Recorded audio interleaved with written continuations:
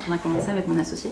On avait peu d'expérience autres en entreprise, donc ce qui offre beaucoup de latitude en fait, et de liberté parce qu'on ne se met pas forcément de frein, on n'a pas forcément de comparables.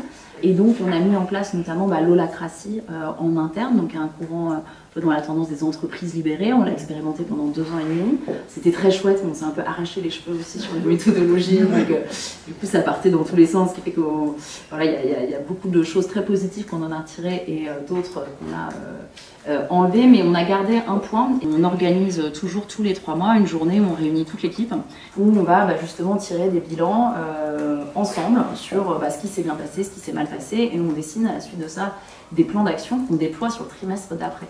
Et donc c'est comme ça qu'est arrivé pour la première fois le sujet, je dirais plus formellement, de l'égalité dans l'entreprise, par une collaboratrice qui souhaitait organiser une semaine de l'égalité en interne. Et donc on a pris ce pli il y a maintenant plus de 5 ans, on organise tous les ans au moment du 8 mars une semaine de l'égalité, qui maintenant est semaine de l'égalité et de la diversité, qui a duré parfois jusqu'à 15 jours, où on sensibilise tous les collaborateurs. On va proposer différents ateliers aussi aux équipes sur ce sujet-là. C'est un programme qui est auto-alimenté par l'équipe. Ensuite, on a beaucoup travaillé sur le développement des carrières et donc d'accompagner les carrières des femmes. On a beaucoup recours au coaching parce que ce soit d'ailleurs pour les hommes et les femmes, en fait, on trouve que c'est un outil qui est très intéressant pour accompagner notamment la prise de poste de directeur, de manager ou de l'évolution de périmètre, etc. Et je trouve que c'est un levier, en tout cas, nous, qui a vraiment fait ses preuves sur les femmes qui ont pu bénéficier d'un coaching. Ça a eu des effets d'accélération très forts aussi de leur parcours au sein des l'OSO. On a travaillé aussi sur la politique salariale. Les collaborateurs demandent pas d'augmentation chez l'OSO. C'est les managers et un comité carrière et rémunération qui attribuent les augmentations. Parce que sinon, on se rendait compte que les hommes demandaient beaucoup des augmentations très importantes et les femmes n'osaient pas demander.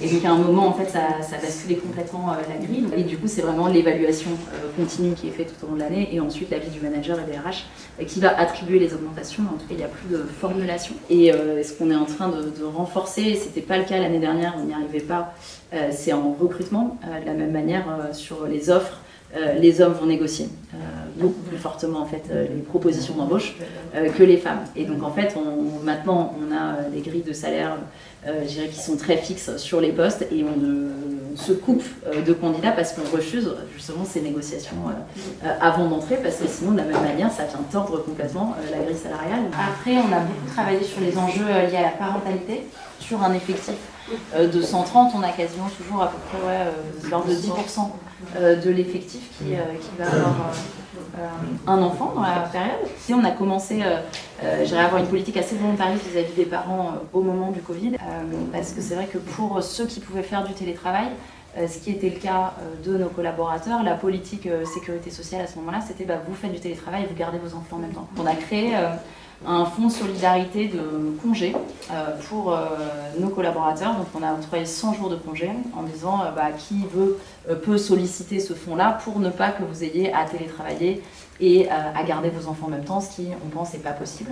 Et en parallèle, c'est monté un collectif qui s'appelait le Parental Act, où en fait des entreprises ont décidé de se fédérer autour de la question du congé paternité. 70% seulement des pères prennent leur congé paternité. Pourquoi et on peut imaginer que c'est mal perçu et que dans certaines entreprises, ça peut être « Ah, toi, tu pars en congé paternité, mais t'as pas une femme pour s'occuper de ça. » Je caricature un peu, mais en tout cas, il y a tout un mouvement qui plaide vraiment pour que ce soit un congé qui soit obligatoire. Aussi le congé paternité. Moi, ma position personnelle, c'est que je pense que nous devrions avoir des congés paternité et maternité de même durée. Et c'est ce qui se pratique aujourd'hui dans pas mal d'entreprises, notamment américaines. Et pourquoi? En fait, les parcours des femmes décrochent entre 30 et 40 ans, parce que c'est à ce moment-là où les promotions ont lieu, où les femmes peuvent se voir proposer des postes, et beaucoup d'employeurs, de managers ne vont pas prendre le risque de la maternité. Si ce risque, entre guillemets, pèse autant sur les hommes que sur les femmes, dans ce cas-là, on va complètement gommer en fait cet effet-là. Et donc ces entreprises, on était 200 à se réunir et volontairement on a mis en place un congé du coup deuxième parent de 28 jours. Ce qui était à l'époque pas le cas dans la loi, et ensuite il y a eu tout un travail de plaidoyer qui a été fait par le collectif pour faire bouger la loi, ce qui était le cas ensuite en 2020.